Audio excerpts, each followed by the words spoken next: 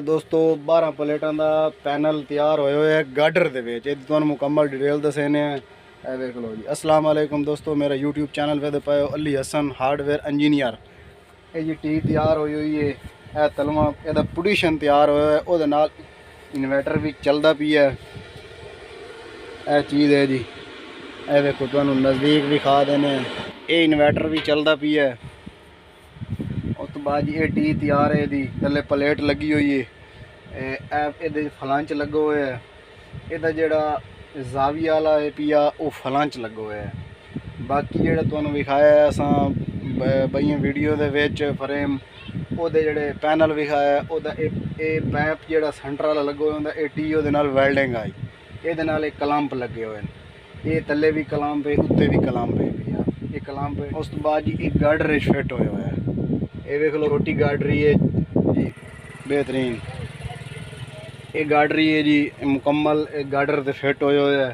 ये जी एंगल लगी हुई है उस प्लेटों के सिरों पर लगी हुई है। एंगल वो तले भी लगी हुई है ताकि ये अनेरी नाल इनू कोई मसला ना बने। वो तले एंगल तोड़ तक लगी हुई है और एंड तक उस गार्डर तो रख के ये 4 गार्डर ये लगे हुए हैं। 4 गार्डर एक लगे हुए है। ये एक 2 सामने वाला वो 3 ते एंड 4 वो तलू एंगल लगी हुई है ताकि वह लिफन ना। यदा जो मत्थे ते एंगल लगी हुई है सिरों ते वो भी तुहानूं विखा देने। तोड़ तक जी एंगल लगी हुई है प्लेट तक तोड़ तक। ये तले भी ये एंगल लगी हुई है। देख लो ये बोल्ट लगे हुए हैं। ये चीज़ लगी हुई है ताकि प्लेट कोई काट ना सके। तलू भी बोल्ट लगे हुए हैं, उत्ते भी यदि फिटिंग हुई है ताकि फुल मजबूती दी है फुल।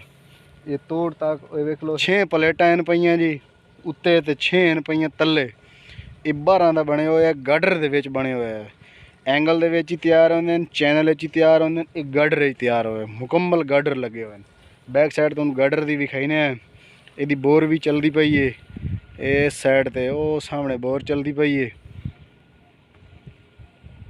ये तुहानूं जूम करके विखा देने। ए वेखो जी ये बोर चलती पई है।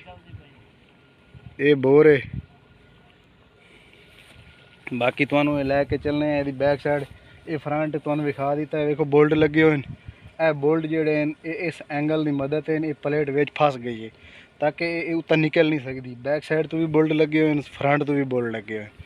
डबल मजबूती दी है।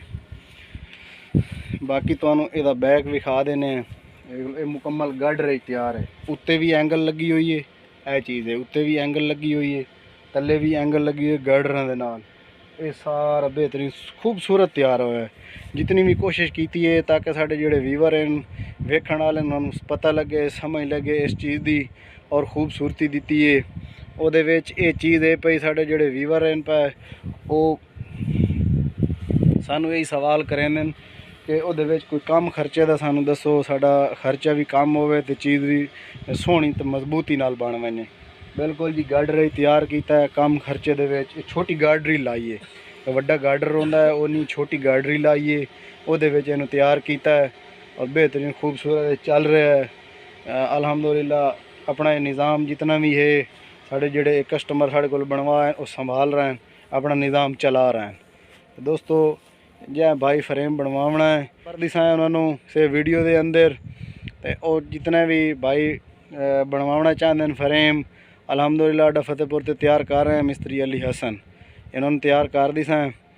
तो दोस्तों वीडियो अच्छी लगे तो लाइक करना है, साढ़े चैनल को सब्सक्राइब करना है। इस वीडियो से मिलेंगे, तब तक के लिए अल्लाह हाफिज़।